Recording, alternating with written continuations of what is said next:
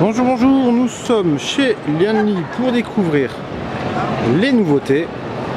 Alors on va commencer avec les révisions des boîtiers, notamment le PCQ33W qui récupère un plexi à droite mais aussi à gauche. Ensuite les nouvelles couleurs dorées, on va dire du Q36 et du PCV359 qui est là-bas, avec aussi l'apparition d'un modèle noir et rouge.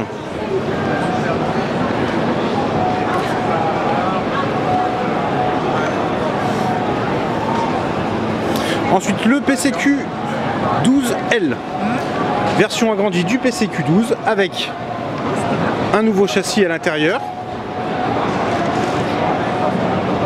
Alors on va découvrir ça ensuite. Donc un modèle mini ITX tout en hauteur. Alors avec emplacement pour l'alimentation SFX en haut, 2 écarts PCI, carte mère en bas, et le stockage en fait va se faire ici. En pause. L'appareil.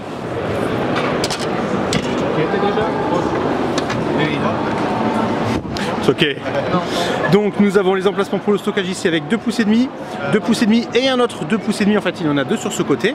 Le 3,5 pouces va prendre place ici avec à chaque fois un système de fixation rapide. Et enfin la carte mère en bas avec un riser pour la carte graphique.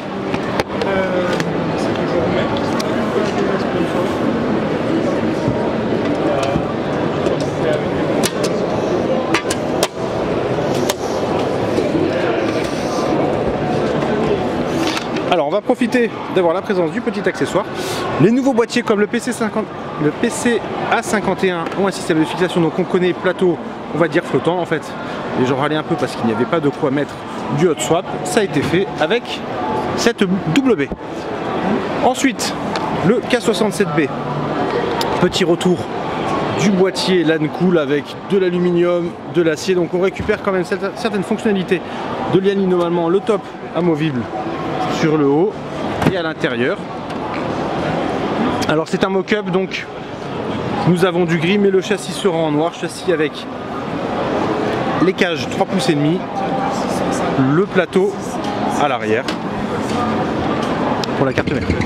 On continue avec la version finale du PCV 2130WX puisqu'il y a la petite fenêtre, donc un boîtier serveur sur roulette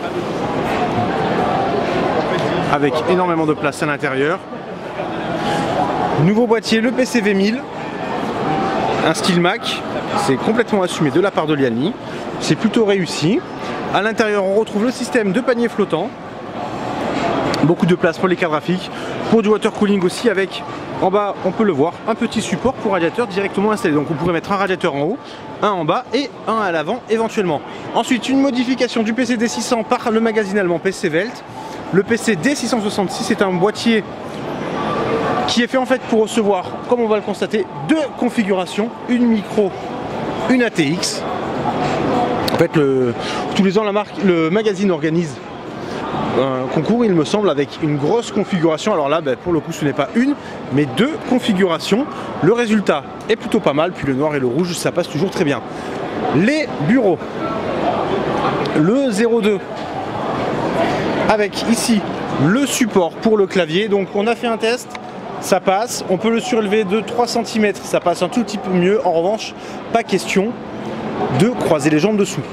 Sur le côté le petit support amovible pour les casques, pour un clavier, à l'arrière nous retrouvons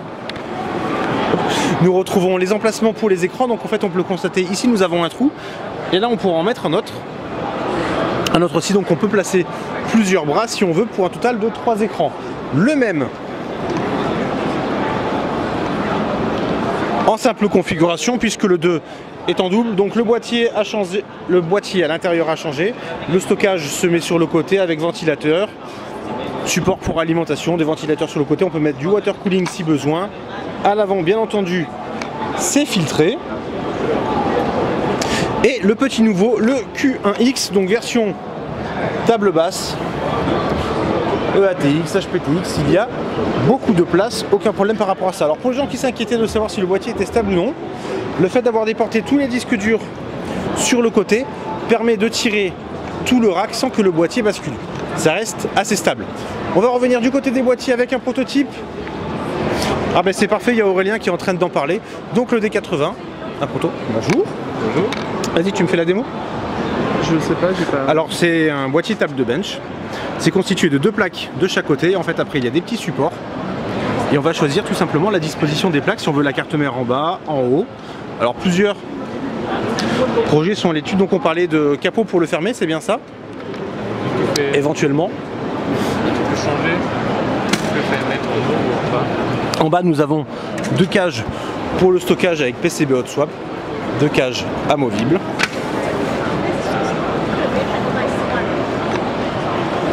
Et c'est... C'est une autre ou une vidéo maintenant? Ah, c'est la vidéo là. Okay. On est dans la vidéo. Okay. Et c'est tout chez Liani.